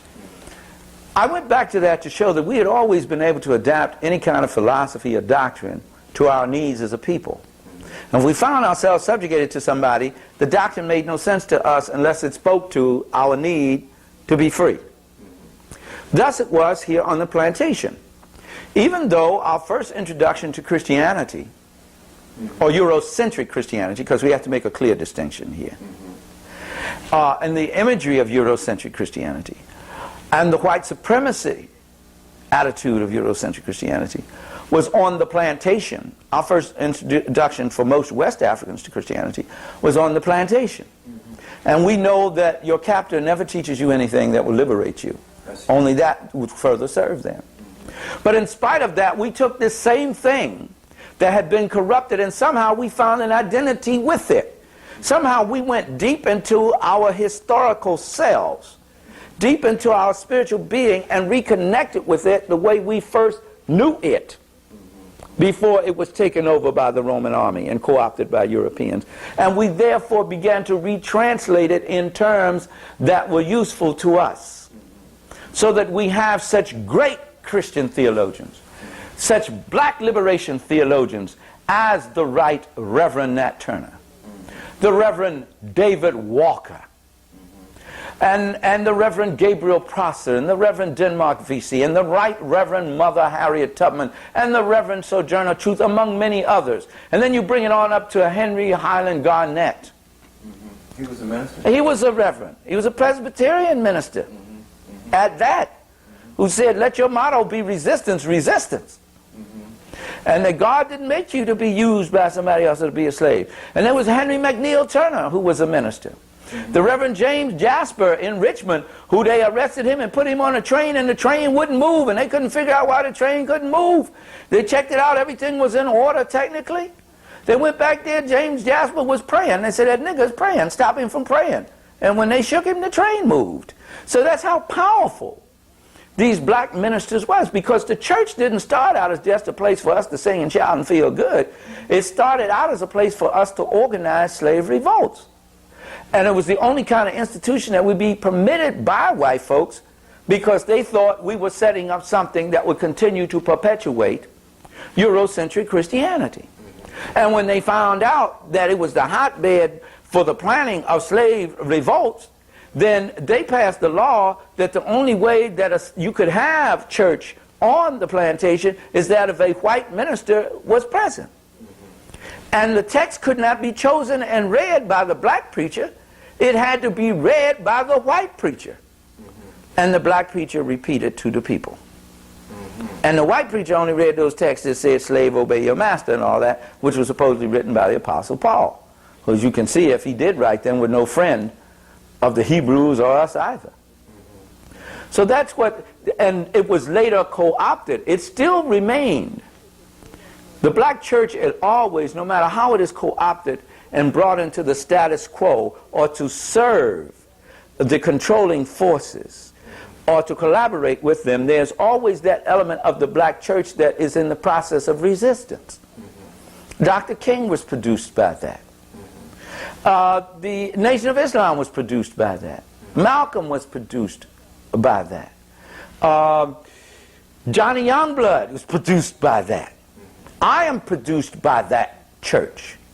You know, we come out of that liberation. Ben Chavis, all the people who espouse the doctrine of black liberation, the gospel of black liberation, come out of that, because that is the true root of the black church.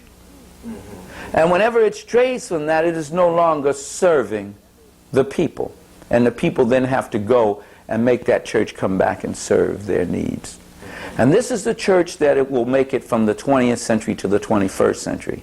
The church that continues to espouse Eurocentricity and the plantation theology will not survive until the 21st century. Because the knowledge of our true history, the true knowledge about Jesus, about all of the religions, is just bursting and exploding all around us. And the youth are not going to accept things on blind faith. It must appeal to their logic and reason. Even though they may not fully understand it, they know what they're hearing is not satisfying and is not changing their condition from what it is to what it ought to be. They look and they see the same condition persisting, except for a little change for a few black people here and there. And that itself is precarious, because at any time they wish, white people can take whatever that is, whatever so-called gains we have made, with just a stroke of a pen or any such thing, that it can change their law. These youth can see that.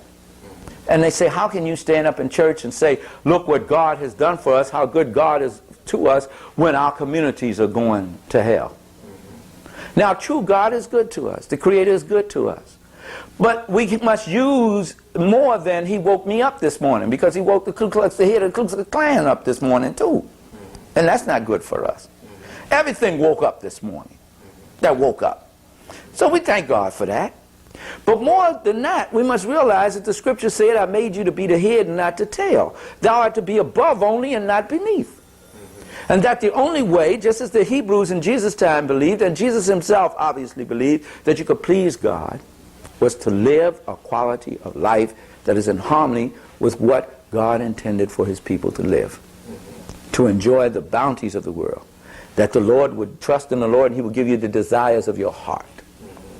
And if our communities therefore are corroded, and all this evil and all this dope and prostitution, all this waywardness and the killing of our youth of each other is in that state, then we obviously are not following the principles of the Creator.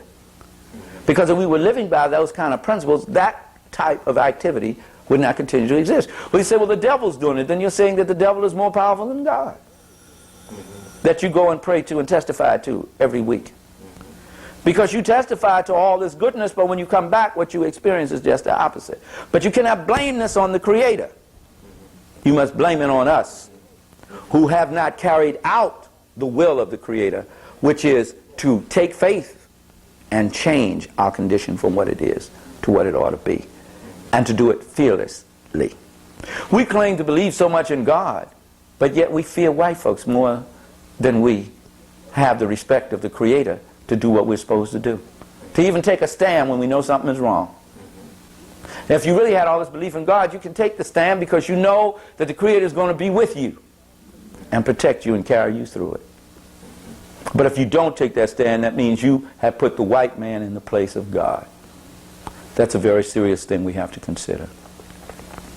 Thank you, Minister Brown. I really have enjoyed this session with you, but I have got to get on up the road. Okay, man, I wish my man was still here to drive me over there, but I'm going to have to beat a path.